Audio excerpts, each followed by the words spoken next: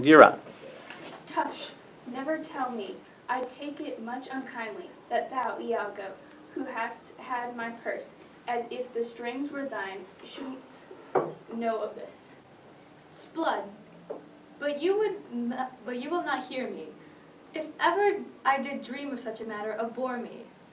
Thou toldst me thou didst hold me in thy hate. Despise me if I do not. 3 great ones of the city, in personal suit to make me his lieutenant, off cap to him, by the faith of man. I know my price. I am worth no worse a place, but he, as loving his own pride and purposes, evades them, with a bomb-cast circumstance. And in conclusion, says he, I have already chose my officer. And what was he? One Michael Cassio, a Florentine, that never set a squadron in the field, nor the division of a battle knows more than a spinster, unless the bookish Theoric, wherein the togaed consuls can propose, as masterly as he. And I, God bless the mark, is morships ancient. I would not follow him then. Oh, sir, I content you. I follow him to serve my turn upon him. We cannot all be masters, nor all masters cannot be truly followed. In following him, I follow but myself. Heaven is my judge. For not I for love and duty, but seeming so for my particular end. For when my outward action doth demonstrate the active act, the native act and figure of my heart, in complement extern, 'tis not long after, but I will wear my heart upon my sleeve, and draws to pack at it. I am not what I am. What a full fortune does the thick-lip owe, if he can't carry thus? Call up her father, rouse him, make after him, poison his delight, plague him with flies.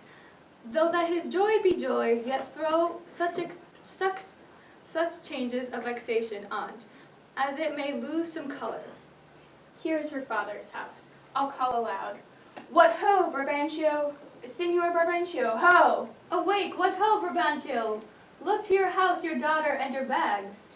What is the reason of this terrible summons? I am one, sir, that comes to tell your daughter and the Moor are now making the beast with 2 backs. Thou art a villain. You are a senator. This thou shalt answer. I know thee, Rodrigo. Sir, I will answer anything. Your daughter, if you have not given her leave, tying her duty, beauty, wit, and fortune in an extravagant and wheeling stranger of here and everywhere, if she be in her chamber or your house, let loose on me the justice of the state, for thus deluding you. Strike on the tender hoe. This accident is not unlike my dream. Belief of it oppresses me already. Light, I say light. Farewell, for I must leave you. It seems not meet nor wholesome to my place to be produced against the Moor, that you shall surely find him. Lead to the Sagittary that the rays search, and there will I be with him. It is too true and evil gone she is. And what's to come of my despised time? I naught but bitterness. Now, Rodrigo, where didst thou see her? With the Moor? Sayest thou? How didst thou know 'twas she? Oh, she deceives me, past thought. What said she to you? Are they married, think you? Truly, I think they are. Oh, heaven! How got she out? Oh, treason of the blood! Fathers, from hence trust not your daughters' minds by what you see them act. Oh, would you had her! Do you know where we may apprehend her and the Moor? I think I can discover him, if you please, to get good guard and go along with me. Pray you, lead on. At every house I'll call. I may command at most. On, good Rodrigo, I'll deserve your pains.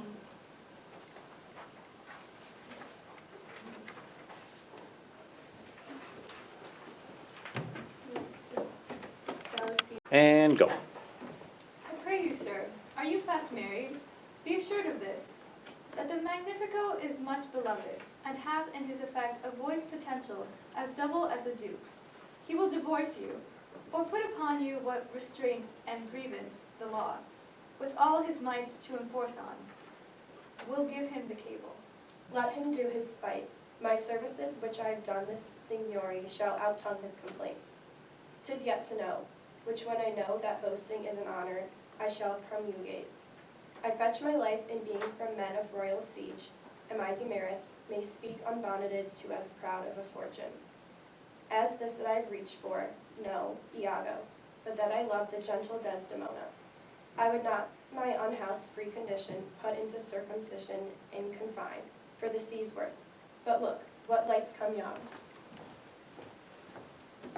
The servants of the Duke and my lieutenant. The goodness of the night upon you, friends. What is the news? Down with him, thief!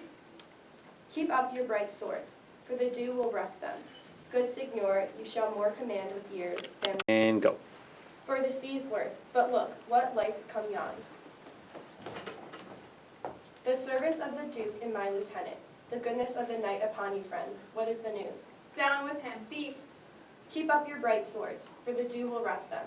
Good Signor, you shall more command with years than with your weapons. O thou foul thief, where hast thou stowed my daughter?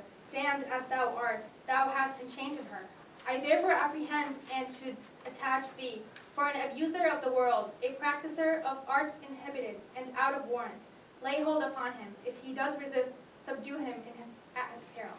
Hold your hands, both of you of my inclining in the rest. Were it my cue to fight, I should have known it without a prompter. Where will you that I go to answer this your charge? To prison, till fit time, of law and course of direct session, call thee to answer. What if I do obey? How may the Duke be therewith satisfied? The Duke himself, or any of my brothers of the state, cannot but feel this wrong as to wear their own. For it, such actions may have passage free. Bond slaves and pagans shall our statesmen be.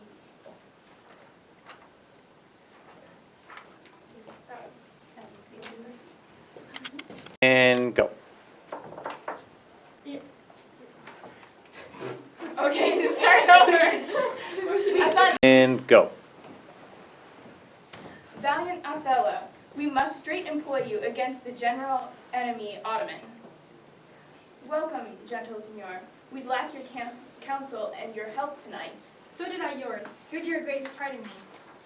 My daughter, oh my daughter. Dead? I to mean, she is abused, stole from me, and corrupted. For nature so perpetuously to ear sans witchcraft could not.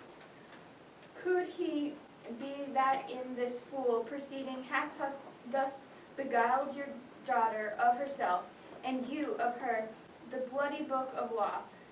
You shall yourself read in the bitter letter in your own sense. Humbly I thank your grace. Here's the man, this more. What in your part can you say to this? Most potent, grave, and reverend signors, my very noble and approved good masters, that I have taken away this old man's daughter. It is most true. True, I have married her. The very head and front of my offending hath this extent no more. And therefore little shall I grace my cause in speaking for myself. Yet, by your gracious patience, I will around unvarnished tale deliver of my whole course of love, what drugs, what charms, what conjuration, and what mighty magic, for such proceeding I am charged withal.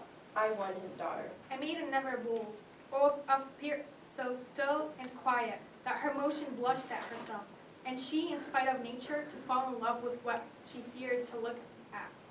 I do beseech you, send for the lady, and let her speak of me before her father. If you do find me foul in her report, the trust, the office I do hold of you.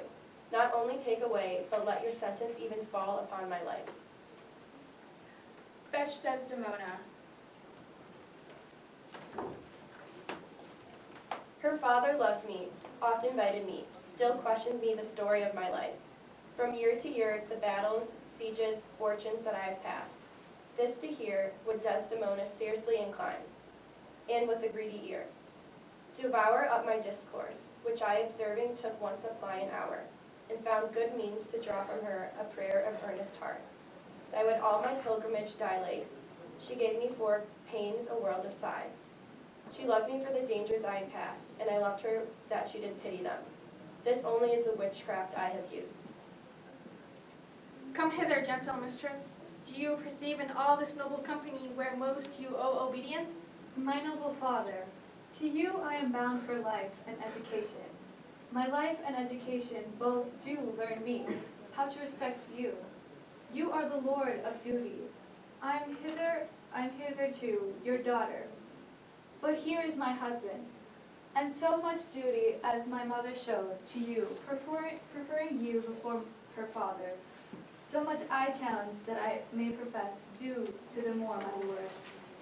God be with you, I have done. I had rather to adopt a child than get it. Come hither, Moor. I here do give thee that with all mine heart, which but thou hast already, with it all my heart, I would keep from thee. I humbly beseech you, proceed to the affairs of state. The Turk, with a most mighty preparation, makes for Cyrus. Most gracious Duke,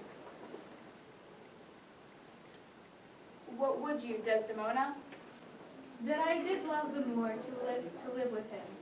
My downright violence and storm of fortunes may trumpet to the world, my heart subdued even to the very quality of my lord. I saw Othello's visage in his mind, and to his honor and his valiant parts did I my soul and fortunes consecrate.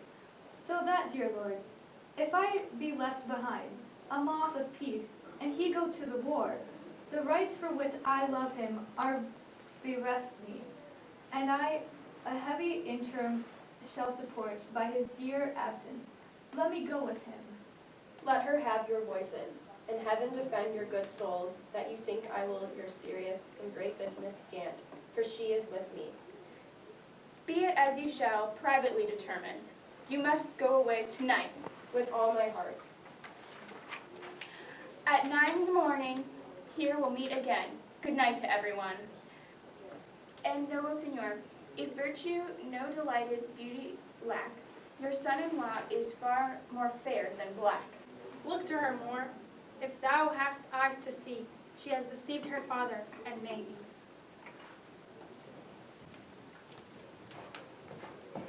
My life upon her faith. Honest Iago, my Desdemona must I leave to thee.